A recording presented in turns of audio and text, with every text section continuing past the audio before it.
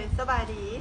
เลยสบายดีเลยก็เมื่อนี้เนาะข้าเจ้าซื้อเยอะเป็นตัวแทนของแฮปปี้บันเนาะก็คือทีมงานเราเมื่อนี้ได้มีโอกาสมาสัมภาษณ์นะคือคนที่ว่ากินแล้วก็ผลลัพธ์จากแฮปปี้บันเนาะเดี๋ยวเมื่อนี้เขาจะมาฮู้จักก่อนเนาะเดี๋ยวแนะนำตัวเองก่อนอันนี้ซื้อวอนเนาะ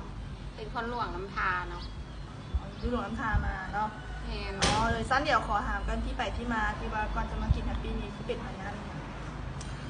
ที่ไปที่มาเป็นแท้ๆหันเจ็บนักแท้ๆหันเนาะคือเป็นแบบภูมิแพ้เลยทีนี้คือเป็นดิสดวงดังเนาะว่าที่ดังมันจะแดงแล้วก็มันจะ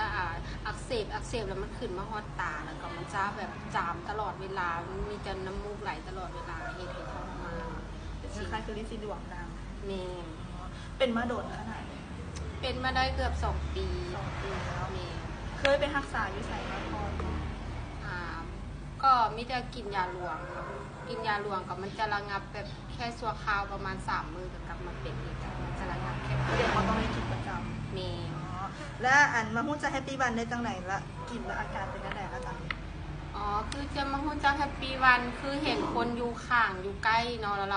าเป็นสมาชิกแฮปปี้วันเราขายแฮปปี้วันอยู่ตลอดแต่เห็นเราไปส่งเครื่องตลอดทีนี้คืออยากกินก็เลยเราว่ามันดีเอาแล้วก็คิดว่าดีแทบบอแล้วว่ามันดีเขาว่าดีก็ลองกินน้องเบิ้งหลังจากกินกล่องหนึ่งอาการมันก็รู้สึกว่าดีขึ้นพอมาก็เลยกินเรื่อยอย่างฮู้ว่าตัวเองเริ่มดีชัดเจนแล้วมันกินประมาณกล่องที่เท่าไหร่แค่เห็นผลจากกล่องแรกเลยเห็นผลที่ว่ามันเฮ็ดให้ประจาบแล้วก็มันจะประเจ็บปวดตั้งแต่กล่องแรกเลยกล่องแรกเลยเนาะปัจจุบันนี้กินมาได้ประมาณโดนขนาดไหนละตอนนี้ก็เกือบปีแล้วเนาะคือดีแล้วแต่ว่ายังกินบำรุงแม่ตอนนี้หายขาดแต่ว่าให้กินพอเพื่อแบบสุขภาพเด็กๆไว้ซื่อๆแล้วนอกจากภูมิแพ้นี่มีพยาธิอื่นอีกไหมมีคือปากมดลูกอักเส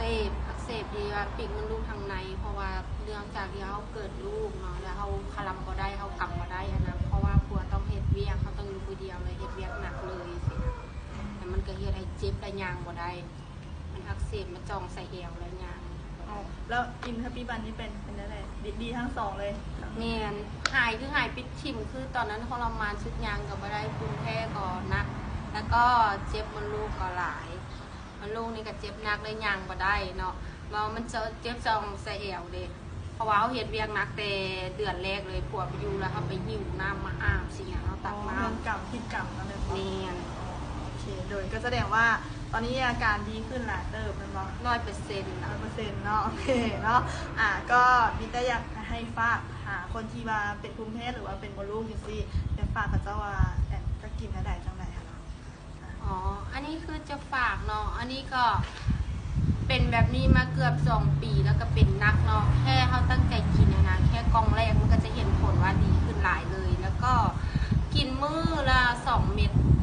ก่อนนอนแล้วก็ตอนเช้ามันกิน2 เม็ดก่อนนอน2 เม็ดแค่มื้อละ4 เม็ดเนาะแล้วก็เห็นผลก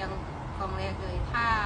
รู้สึกว่าดีขึ้นประมาณ70 บาทเขากิน3 กล่อง4เขา70-80%นะถ้าว่าผู้ใดเนาะแบบมีอาการแบบนี้เนาะก็คือแบบภูมิแพ้แบบดิสดวงหนังบอหรือว่า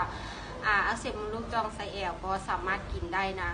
ลองเอาไปกินน้องเบิงว่ามันดีแค่แน่นอนเนาะอันนี้คือเป็นคนที่กินแม่เนาะก็มีแต่ฝากให้คนที่เขาจะเป็นเนาะให้กินเนาะเพราะว่าของจังซี่มันต้องลองในตัวเองเนาะโอเคก็มื้อนี้ก็